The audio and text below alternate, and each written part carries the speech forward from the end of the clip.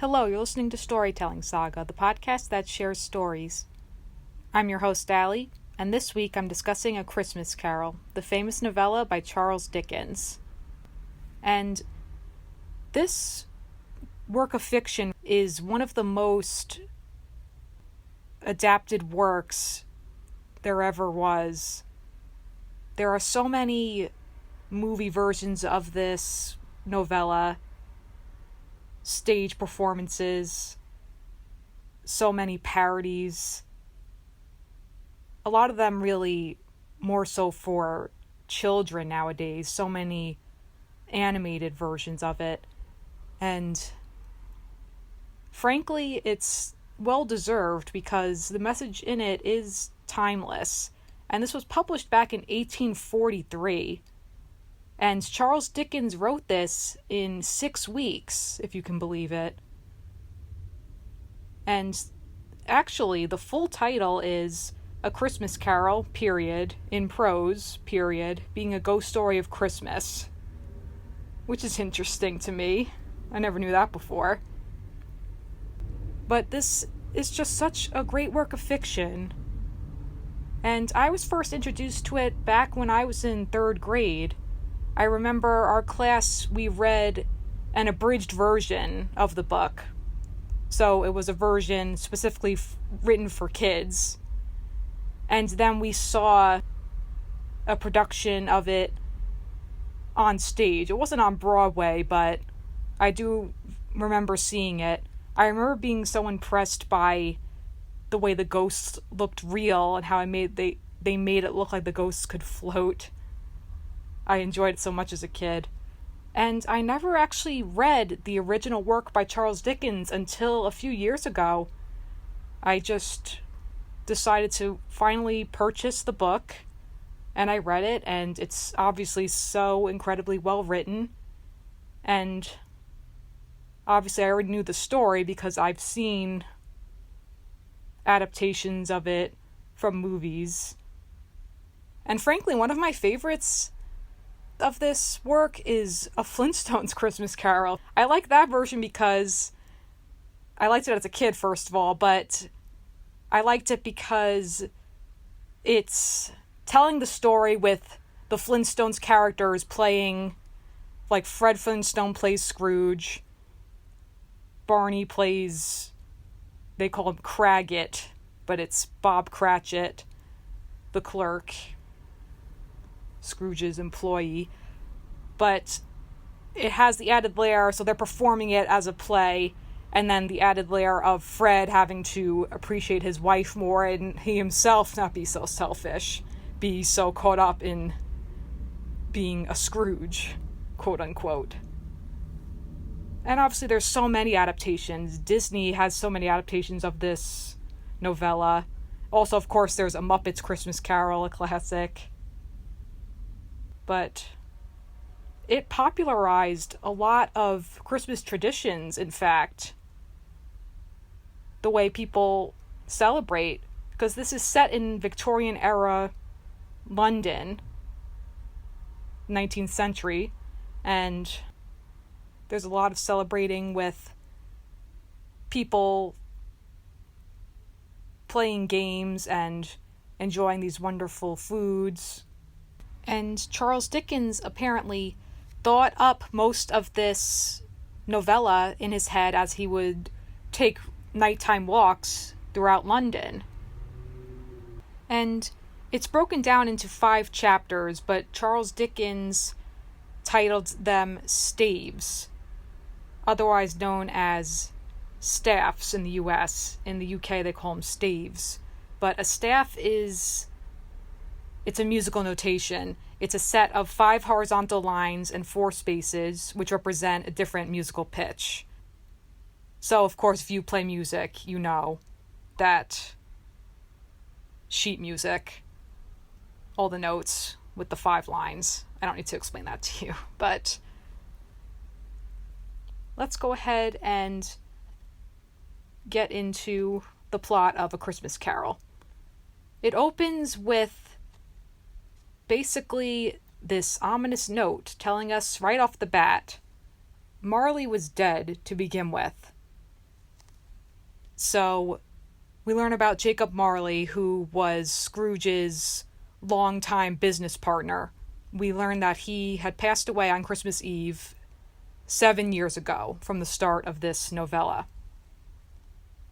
And of course, our protagonist is Ebenezer Scrooge. And he is this extremely selfish character. He's rich, but he's a curmudgeon. Just this basically grumpy old man who hates anything and everything associated with Christmas, with festivity, with joy. And the narrator, who, by the way, the narrator is an interesting character because it is a first-person omniscient narrator. And that's really unique to me.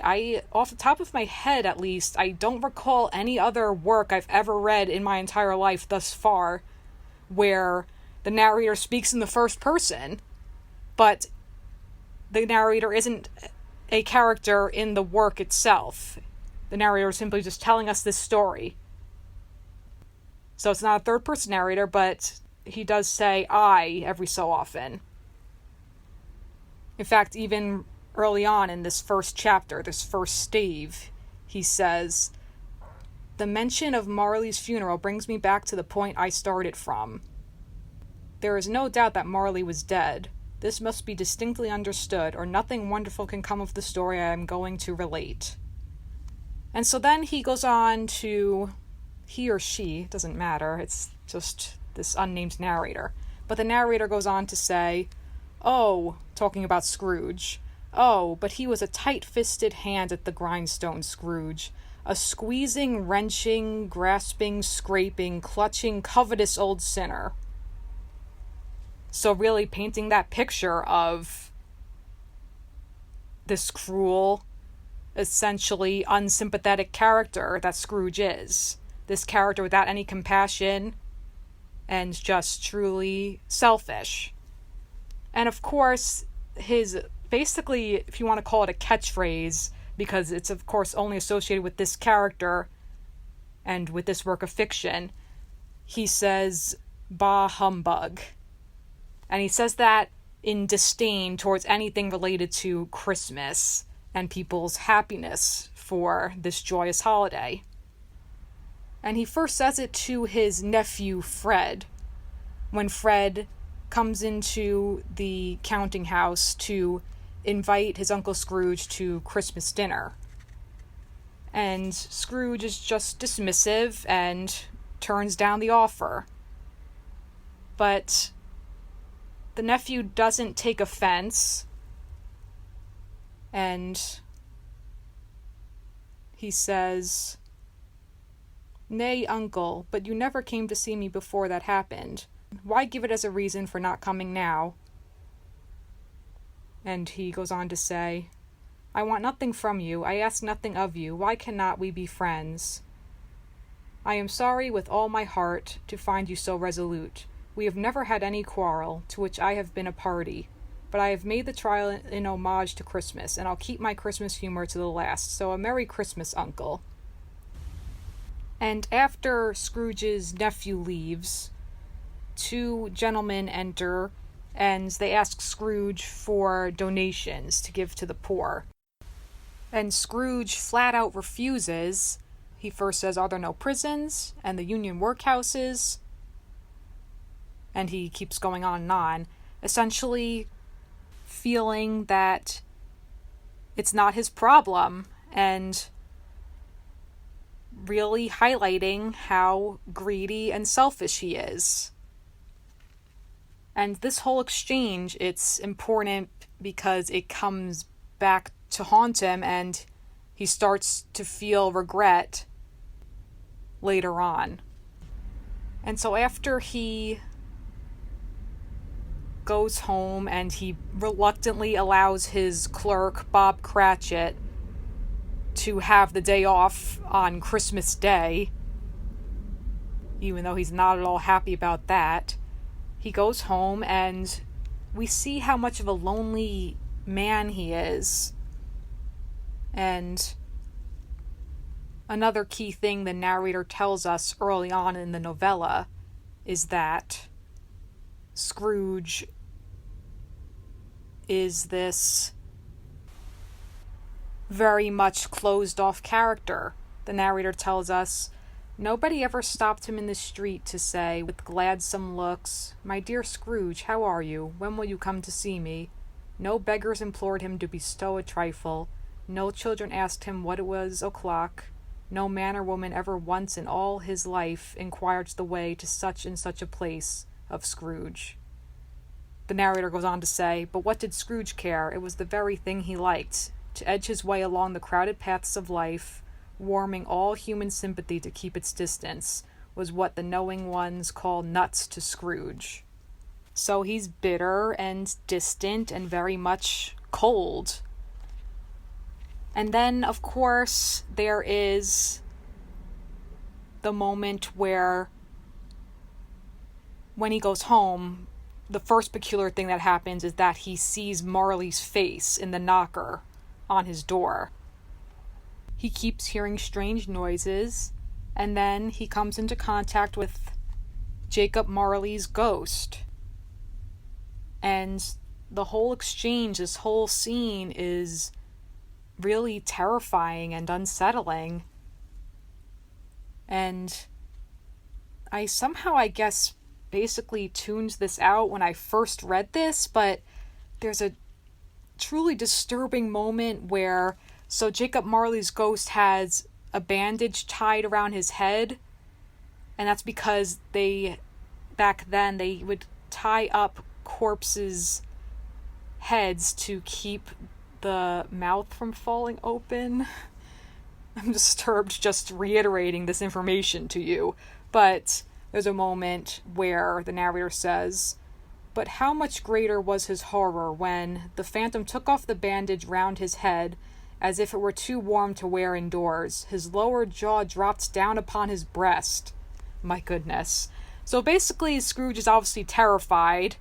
He thinks he's having this night terror, but he learns from Jacob's ghost that if Scrooge doesn't change who he is, being so heartless, really, if he doesn't change that, then he is going to end up with Jacob Marley's fate, because he also was very selfish in his life.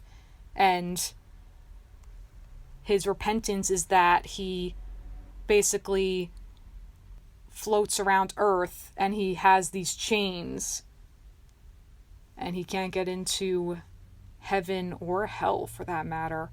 But of course, you're familiar with it. He tells Scrooge that he will be haunted by 3 ghosts.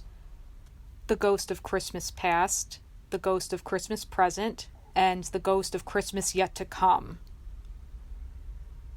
And each one has a lesson to teach Scrooge so that he can learn and have this redemption that he very much needs. And that is one of the primary themes of this novella, the theme of redemption and transformation, because even though Scrooge is this mean old man, there's still opportunity for him to change. And so, in Stave 2, we're introduced to the Ghost of Christmas Past. And obviously there have been so many iterations, so many different interpretations of each of the 3 spirits, but in this original work, the narrator describes the spirit as follows. It was a strange figure, like a child, yet not so like a child as like an old man, viewed through some supernatural medium, which gave him the appearance of having receded from the view and being diminished to a child's proportions. Its hair, which hung about its neck and down its back, was white, as if with age, and yet the face had not a wrinkle in it, and the tenderest bloom was on the skin. The arms were very long and muscular, the hands the same, as if its hold were of uncommon strength. Its legs and feet, most delicately formed, were, like those upper members, bare. It wore a tunic of the purest white, and round its waist was bound a lustrous belt, the sheen of which was beautiful. It held a branch of fresh green holly in its hand, and, in singular contradiction to that wintry emblem, had its dress trimmed with summer flowers. But the strangest thing about it was that from the crown of its head there sprung a bright, clear jet of light, by which all this was visible, and which was doubtless the occasion of its using, in its duller moments, a great extinguisher for a cap, which is now held under its arm. And so this really is interesting imagery. The spirit's described as childlike yet elderly. And as the narrator says, the most peculiar thing about it is this beaming light coming from its head. And there are a couple points where Scrooge asks the spirit first to put its cap on to cover the light, and then he tries to do that himself to extinguish the light. And basically that's symbolism for Scrooge wanting to be kept in the dark and essentially ignorant of the lessons that he needs to learn, because this is the first of the spirits and he doesn't know what to expect. But the spirit takes him on a journey in which he shows him 5 different Christmases from the past. The first one he shows him is when Scrooge was a young boy and he was sitting by himself in a schoolhouse. And there's a moment where Scrooge has regret for the first time in the novella, where he's essentially lamenting this poor child that he was, this neglected, lonely child. And he says, "I wish," Scrooge muttered, putting his hand in his pocket and looking about him after drying his eyes with his cuff, "but it's too late now." "What is the matter?" asked the spirit. "Nothing," said Scrooge, "nothing. There was a boy singing a Christmas carol at my door last night. I should like to have given him something, that's all." Because in the previous chapter, there was a caroler outside of Scrooge's door, and he basically chased the child away. And so now he's feeling remorse for that. But in the second memory the Ghost of Christmas Past shows him, we see Scrooge, a little older now, again by himself in the schoolhouse. But now his younger sister, Fan, has come to take him home. And this is really the only glimpse of Scrooge's childhood, specifically his home life, and that he didn't have a good home life. Because his sister Fan says, "Father is so much kinder than he used to be, that home's like heaven. He spoke so gently to me one dear night when I was going to bed that I was not afraid to ask him once more if you might come home. And he said, yes, you should, and sent me in a coach to bring you, and you're to be a man." And so the Ghost of Christmas Past tells us that she had died a young woman, but she bore one son, Scrooge's nephew, Fred, who of course had invited him to Christmas dinner. And so in the next past Christmas, we see Scrooge a bit older, and we meet his former boss, Fezziwig. And Fezziwig was this jovial man, and he throws this big, lavish Christmas party where everyone has a great time, and Scrooge gets swept up in the memories of it, this happiest time in his life. But of course, it is a direct contrast to the kind of employer that he is. And then there is another moment of regret from Scrooge when he sees this whole joyous scene play out for him. The narrator says, "He felt the spirit's glance and stopped. 'What is the matter?' asked the ghost. 'Nothing particular,' said Scrooge. 'Something, I think,' the ghost insisted. 'No,' said Scrooge. 'No, I should like to be able to say a word or two to my clerk just now, that's all.'" So these moments where Scrooge is really pausing and reflecting on the kind of man he is, and having regret. And so in the next Christmas Past, the spirit shows to Scrooge. Scrooge is older, and we see that he had a fiancée named Belle. And it was a turning point in his life where Belle returns his engagement ring to him, and she says, "That which promised happiness when we were one in heart is fraught with misery now that we are two. How often and how keenly I have thought of this, I will not say. It is enough that I have thought of it, and can release you." Scrooge asks, "Have I ever sought release?" And she replies, "In words, no, never." And he asks, "In what then?" And she says, "In a changed nature, in an altered spirit, in another atmosphere of life, another hope as its great end. In everything that made my love of any worth or value in your sight. If this had never been between us," said the girl, looking mildly, but with steadiness, upon him, "tell me, would you seek me out and try to win me now? Ah, no." So basically, it's the point in Scrooge's life in which he decides that money is his great love. He chooses fortune and richness over a life with Belle. She feels she's become second to his money. He's greedy now. He only cares about work and becoming rich. And she is no longer his true love. And so they part ways.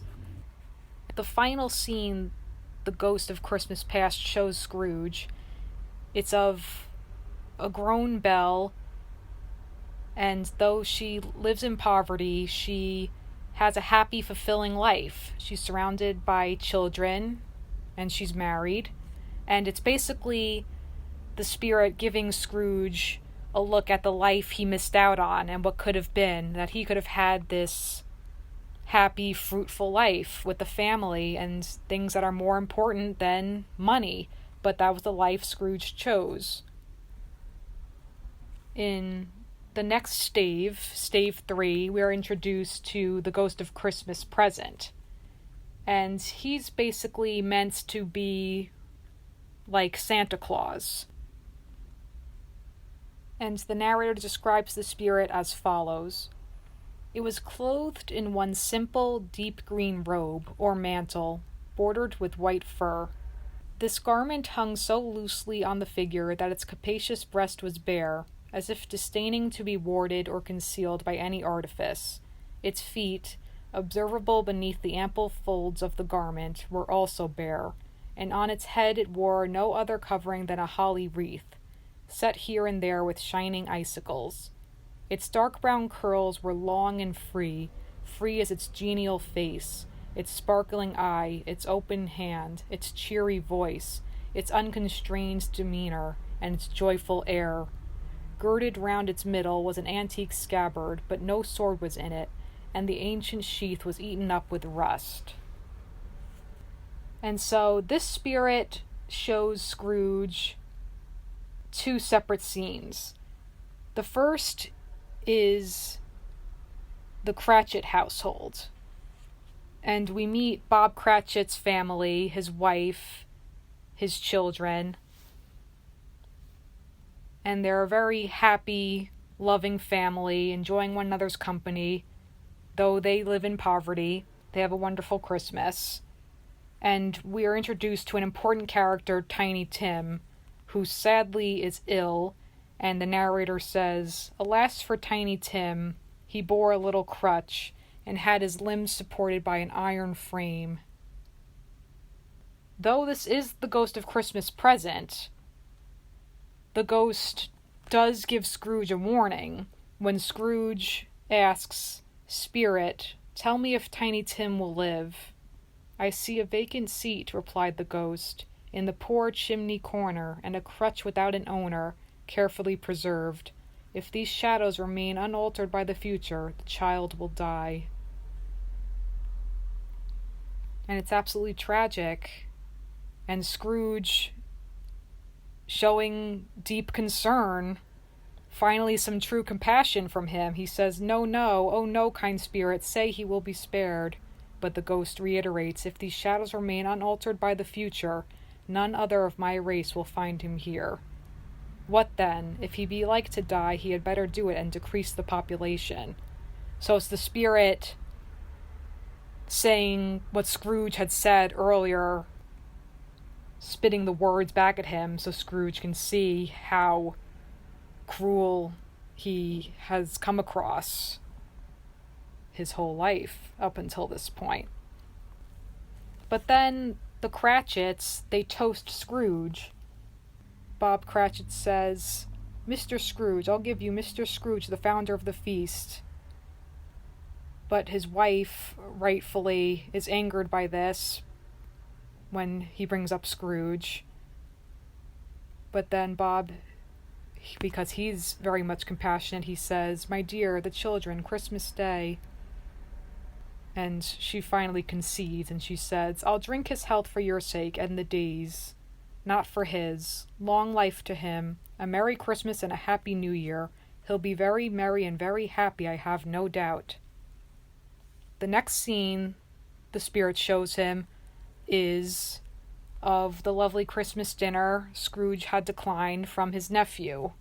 And first off, the narrator describes Fred this lovely way. He says, if you should happen by any likely chance to know a man more blessed in a laugh than Scrooge's nephew, all I can say is, I should like to know him too. Introduce him to me, and I'll cultivate his acquaintance. And he enjoys Christmas Day with his wife, with her sisters. They all have a wonderful time together. But there is a point when they do bring up Scrooge again. His wife says, I'm sure he is very rich, Fred. At least you always tell me so. But then his nephew says, his wealth is of no use to him. He doesn't do any good with it. He doesn't make himself comfortable with it. He hasn't the satisfaction of thinking, ha ha ha, that he is ever going to benefit us with it. So really, he pities Scrooge, and he doesn't give up on him, though. He says he extended the invitation, even though he declined. Scrooge is his uncle, and he wants him to see that he's missing out on all these great things in life because he's so caught up in his own greed and selfishness. And so with the final moments of Scrooge with the Ghost of Christmas Present, it's this disturbing and, for that matter, eye-opening imagery for Scrooge, where there is this personification of ignorance and want. It's these children, this boy and girl, the narrator says, yellow, meager, ragged, scowling, wolfish. Scrooge asks, Spirit, are they yours? And the spirit replies, they are man's, and they cling to me, appealing from their fathers. This boy is ignorance, this girl is want. Beware of them both, and all of their degree. But most of all, beware of this boy, for on his brow I see that written which is doom. Unless the writing be erased, deny it. And Scrooge asks, have they no refuge or resource? And the spirit replies, are there no prisons? Are there no workhouses? Again, using Scrooge's own words against him.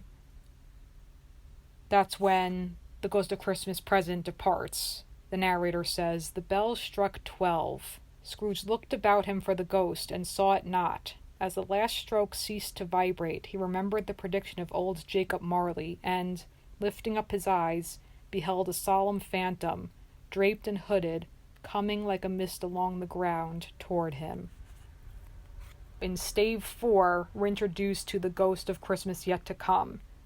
And this spirit is the most ominous one of all, and it is basically meant to personify death. It's described as follows. It was shrouded in a deep black garment, which concealed its head, its face, its form, and left nothing of it visible save one outstretched hand. But for this it would have been difficult to detach its figure from the night, and separate it from the darkness by which it was surrounded.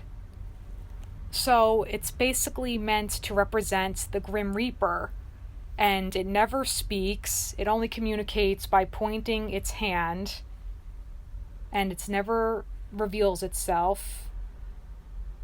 And there's a moment where the narrator says, although well used to ghostly company by this time, Scrooge feared the silent shape so much that his legs trembled beneath him, and he found that he could hardly stand when he prepared to follow it.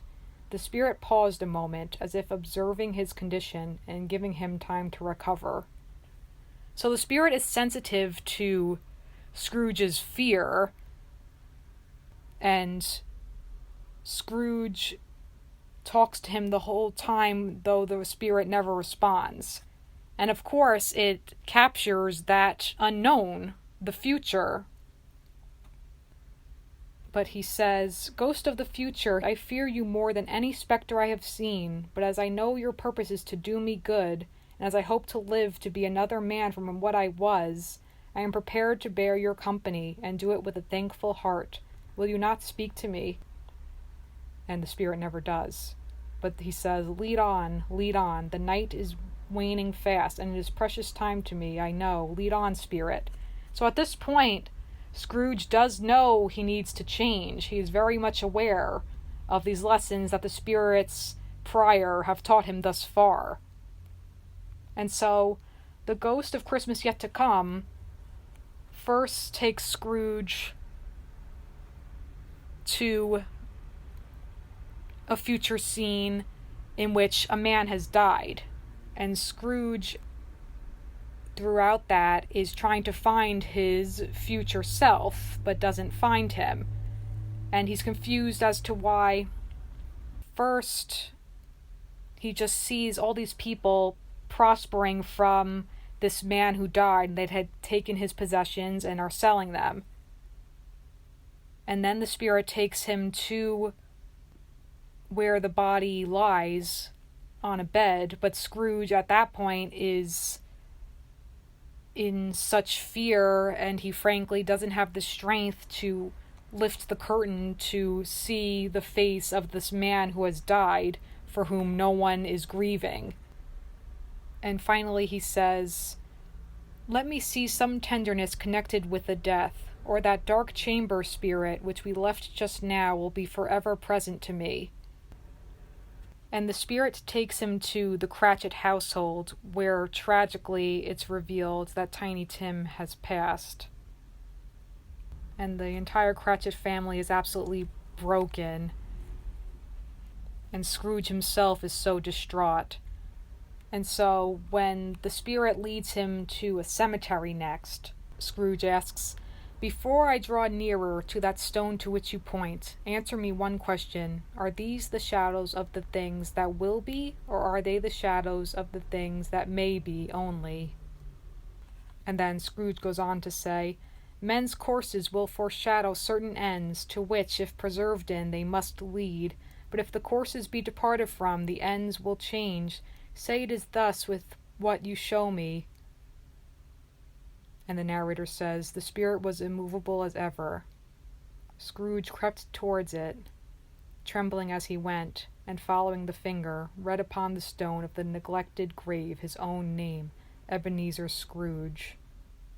Then Scrooge cries out how he's desperate to change, to stop this horrible future. And he says, good spirit, your nature intercedes for me and pities me. Assure me that I yet may change these shadows you have shown me by an altered life. And the spirit has a reaction to Scrooge's cry for redemption. The narrator says the kind hand trembled, and then Scrooge goes on to say, I will honor Christmas in my heart and try to keep it all the year. I will live in the past, present, and the future, and the spirits of all three shall strive within me. I will not shut out the lessons that they teach. Oh, tell me I may sponge away the writing on this stone. And so, in Stave 5, the final chapter, Scrooge wakes up, and he's repeating this promise that he'll live in the past, present, and future. And he says, the spirits of all three shall strive within me. O Jacob Marley, heaven and the Christmas time be praised for this. I say it on my knees, old Jacob, on my knees. And then he realizes that the bed sheets that he had seen in the previous chapter that someone was trying to sell, he says, "They are not torn down," cried Scrooge, folding one of his bed curtains in his arms. "They are not torn down, rings and all. They are here. I am here. The shadows of the things that would have been may be dispelled. They will be. I know they will." And so he really has completely transformed. And he starts crying out in joy, "Merry Christmas to everybody, a Happy New Year to all the world." He's an entirely new person than he was. He's done a complete 180. And showing that, there's this beautiful imagery now that the narrator describes where at the beginning of the novella, the setting is described as frigid and cold and biting, much like Scrooge himself. Now, with Scrooge a completely new person, everything is described as follows. Running to the window, he opened it and put out his head. No fog, no mist. Clear, bright, jovial, stirring, cold, cold, piping for the blood to dance for, golden sunlight, heavenly sky, sweet fresh air, merry bells, oh, glorious, glorious. And so he sees a boy, he asks him what day it is, and the boy says Christmas Day, and Scrooge is so beyond happy. He says, "I haven't missed it. The spirits have done it all in one night. They can do anything they like. Of course they can. Of course they can." And so in his first act of kindness, Scrooge asks the boy first to purchase this large turkey at the poulterer's and to bring it back, and that he'll reward him.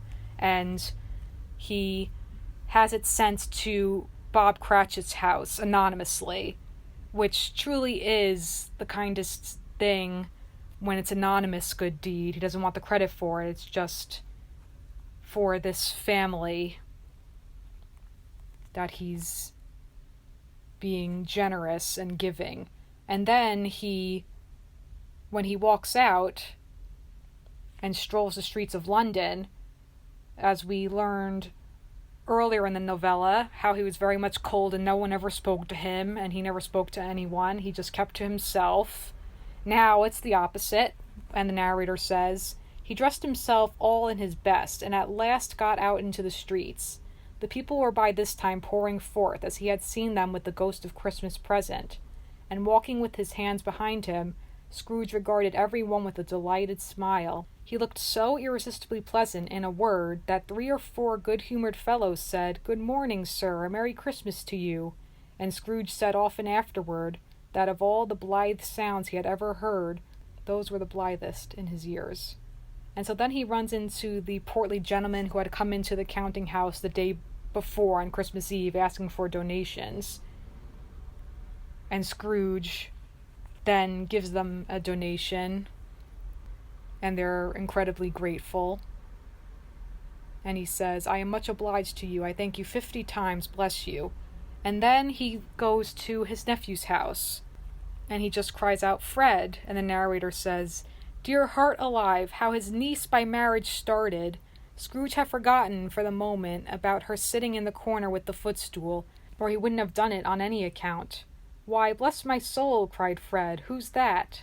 "It's I, your Uncle Scrooge. I have come to dinner. Will you let me in, Fred?" Let him in? It is a mercy he didn't shake his arm off. He was at home in 5 minutes. Nothing could be heartier. And so they have a wonderful Christmas together, and he partakes in all the joy and merriment. And I have to say, honestly, reading this entire last chapter with all the joy and seeing Scrooge being so generous and kind and really this reformed person, and it was so joyous. Frankly, I had a smile on my face while I was reading it. It was incredible. You just get swept up in it. How happy and how wonderful it all is, and that he's truly changed, and it really is amazing. And then he first pretends like he's angry at Bob Cratchit for arriving late, but then he just says, "Now I'll tell you what, my friend, I am not going to stand this sort of thing any longer, and therefore I am about to raise your salary." And so the narrator then says, Scrooge was better than his word. He did it all and infinitely more. And to Tiny Tim, who did not die, he was a second father. And it was always said of him that he knew how to keep Christmas well, if any man alive possessed the knowledge. May that be truly said of us and all of us. And so, as Tiny Tim observed, God bless us, every one. And what a happy, joyous, beautiful work of fiction. And no wonder it's been adapted so many times, and will continue to be. Highlighting the importance of charity, of being generous and kind and giving, of being good-spirited. Truly an inspiring story for all of us. And with that, that'll conclude this week's episode of Storytelling Saga. You can follow the podcast on Facebook and Instagram at Storytelling Saga, as well as on Twitter at StorytellSaga. You can also send me any questions, comments, or writing prompts by leaving me a message in the contact section of storytellingsaga.com, or by sending me an email at storytellingsaga@gmail.com. Next week, I thought I'd do something different. It's going to be the last episode of 2018, and it happens to fall on New Year's Eve, so I figured I should do a countdown episode. So I'm going to be counting down my top 10 favorite children's books. And I'm talking early childhood, preschool age books, so that'll be a lot of fun. Until then, thank you for listening, and remember, write what you love.